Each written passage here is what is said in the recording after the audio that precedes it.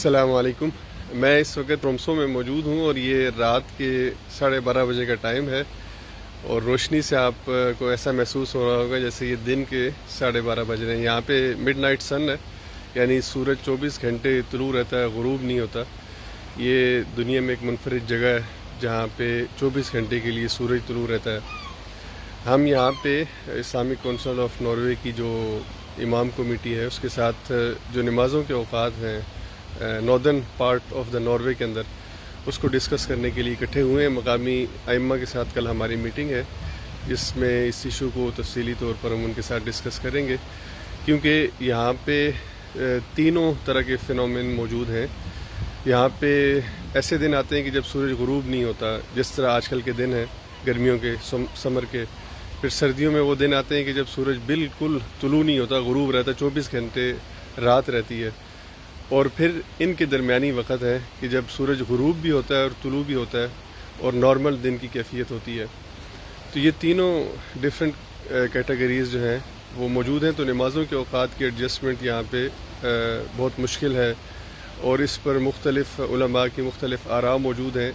یہ فقہی طور پر ہر ایک امام اپنے اپنے اصول اور قواعد کے مطابق اس کا کوئی حل تجویز کرتا ہے، لیکن لوکل مساجد، یہاں کی جو مساجد ہیں، یہاں کے جو مسلمان ہیں، یہاں پہ جو لوگ ہیں، ان کو اس حوالے سے مشکل ہے کہ وہ جو حل تجویز کیے گئے ہیں وہ ایسا حل ہے کہ جو پریکٹیکیبل نہیں ہے، جو یہاں کے لوگوں کے لیے زیادہ مشکلات کا باعث بنتا ہے۔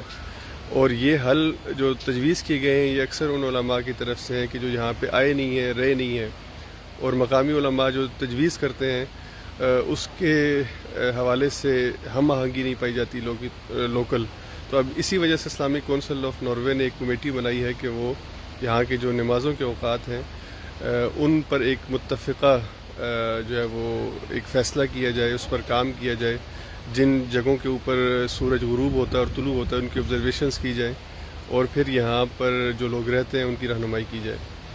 تو بطور خاص رومسو کا جو علاقہ ہے جہاں پہ بالکل آج کل سورج غروب نہیں ہو رہا، یہاں پہ اس حوالے سے آسانی ہے کہ کوئی بھی الٹرنیٹیو میتھڈ جس پر اتفاق ہو جائے اسے استعمال کیا جا سکتا ہے۔ تو یہاں پہ آج کل نمازوں کے اوقات میں باہم اتنا فاصلہ رکھا گیا ہے جتنا کہ مکہ کے اندر نمازوں کے اوقات کا فاصلہ ہے۔ تو مثال کے طور پہ مکہ میں اگر فجر 4 بجے ہے تو یہاں پہ فجر 4 بجے ہے، مکہ میں اگر وہاں پہ 2 بجے ظہر ہے تو یہاں پہ 2 بجے ظہر ہے، اسی طرح عصر مغرب اور عشاء کا ہے۔ تو اندازے سے ایک وقت مقرر کیا گیا ہے، لیکن جب وہ دن آئیں گے کہ جب سورج غروب ہوتا ہے اور طلوع ہوتا ہے تو پھر ایک مشکل شروع ہو جائے گی کہ کس حد تک لوکل غروب اور طلوع کو فالو کیا جا سکتا ہے اور کب یہ ناممکن ہے۔ رمضان بھی گرمیوں میں آتا ہے تو رمضان کا ایک ایشو ہے، اور پھر سردیوں میں اس سے زیادہ مشکل، گرمیوں سے زیادہ مشکل سردیوں میں محسوس ہوتی ہے کہ جب یہاں پہ یہ 1 گھنٹے کا ایک دن جو ہے وہ ہوتا ہے، یعنی صرف 1 گھنٹہ سورج طلوع ہوتا ہے، باقی غروب رہتا ہے۔ تو کیا لوگ یہاں پہ 1 گھنٹے کے لیے روزہ رکھیں گے؟ سیم اسی طرح مغرب جو ہے وہ گرمیوں کے اندر 1 گھنٹے کے لیے صرف غروب رہتا ہے، 23 گھنٹے طلوع رہتا ہے بعض دنوں کے اندر۔ تو کیا لوگ 23 گھنٹے کا روزہ رکھیں گے؟ اور پھر اسی طرح سے کیا مغرب، عشاء اور فجر کی نماز رات کو 12 اور 1 کے درمیان ادا کی جائے گی؟ رات کو سونے کا جو وقت ہے اس کو کس طرح ایڈجسٹ کیا جائے گا؟ بچے اسکول جانے سے پہلے کس وقت نماز پڑھیں گے؟ یہ سارے وہ سوالات ہیں کہ جو یہاں کے لوگ کرتے ہیں، اور انہی کے حل کے لیے ہم باقاعدہ کام کر رہے ہیں۔ مختلف جیسے کہ میں نے کہا آراء موجود ہیں، ہم کوشش کر رہے ہیں کہ کیسا حل تجویز کیا جائے کہ جہاں کے لوکل لوگوں کے لیے آسانی ہو۔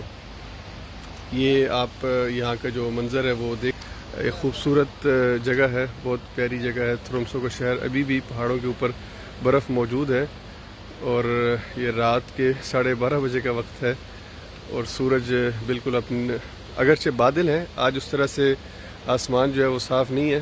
اگر اس وقت بادل نہ ہوتے تو بہت واضح سورج ہم آپ کو دکھا سکتے ہیں یہاں سے، لیکن اس وقت بادل ہونے کی وجہ سے ہم آپ کو سورج کی روشنی اس طرح سے نہیں دکھا سکتے جس طرح سے ایکچولی موجود ہوتی ہے، لیکن بالکل واضح دن کی طرح کا یہ منظر ہے، آپ خود دیکھ سکتے ہیں۔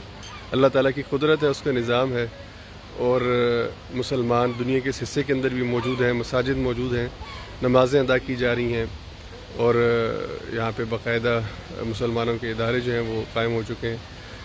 تو اللہ تعالیٰ یہاں کے مسلمانوں کے لیے آسانی بھی فرمائے اور ان کو یہاں پہ ذریعہ تبلیغ اسلام کی توفیق عطا فرمائے، اسلام کے پھیلاؤ کا ذریعہ بنائے۔